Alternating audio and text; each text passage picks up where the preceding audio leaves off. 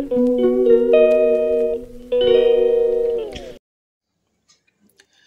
Morning বন্ধুরা, আশা করি তোমরা সবাই ভালো আছো। আমিও ভীষণ ভালো আছি। আজকে আমি কি রান্না করব সেইগুলো শেয়ার করব। প্রতিদিন কি রান্না করব বন্ধুরা, যে সেটা তোমাদের সাথে ভিডিও করব সেরকম একটা পারি না করতে। তাই আজকে কি রান্না করব সেগুলোই তোমাদের সাথে শেয়ার করব। দেখো, বসিয়ে দিয়েছি প্রথমেই ডাল। দিকে চা খাওয়া হয়ে গেছে, তবু একটু চা রয়েছে, পরে খাবো। আর করব পালং শাক। পালং শাক কাটা হয়ে গেছে, এবার শাকে দেবো। দেখো, কুমড়ো, বেগুন, মূলো, সিম আর আলু দিয়ে একটা পালং শাকের তরকারি করব। এদিকে কড়াই বসিয়ে দিয়েছি, আর বেগুন কাটা হয়ে গেছে। এখন বেগুনটা ভেজে নেব। এবার বেগুনগুলোকে ভেজে নিচ্ছি। একদিকে বেগুন ভাজা বসিয়ে দিচ্ছি, আরেকদিকে ডাল, মুগ ডাল সম্বাদ দিয়ে দিলাম। দেখো, ডাল হয়ে গেছে, বেগুন ভাজা হয়ে গেছে। আবার ওই কড়াইতেই, ওই তেলেই আবার কালো জিরা, কাঁচা লঙ্কা ফোড়ন দিয়ে দেবো। এবার পালং শাকের তরকারিটা বসিয়ে দেবো।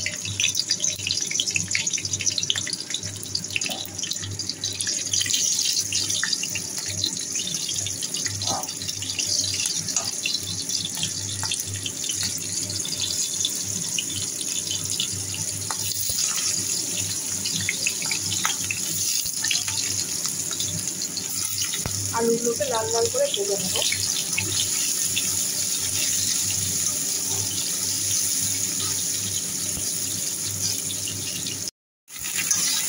এবার সবজিগুলো দিয়ে দিলাম।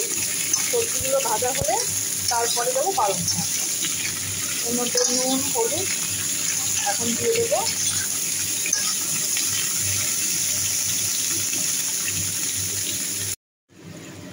পালং শাক দিয়ে দিয়েছি, নুন, হলুদ সব দিয়ে দিয়েছি, সামান্য জিরের গুঁড়ো দিয়েছি, দিয়ে এবার ঢাকা দিয়ে দেবো। ঢাকা দিয়ে দিলে সেদ্ধ হয়ে যাবে। ফুলকপি সেদ্ধ হয়ে গেছে, এবার ভেজে নেব।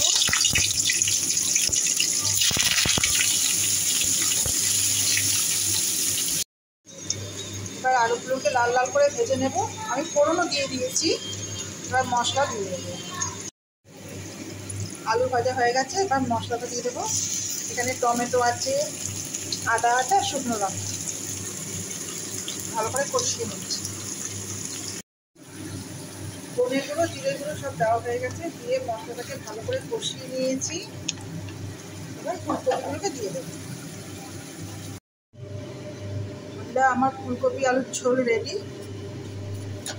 আর এদিকে আবার তেল কষিয়ে দিয়েছি, পাঁপড় ভাজবো।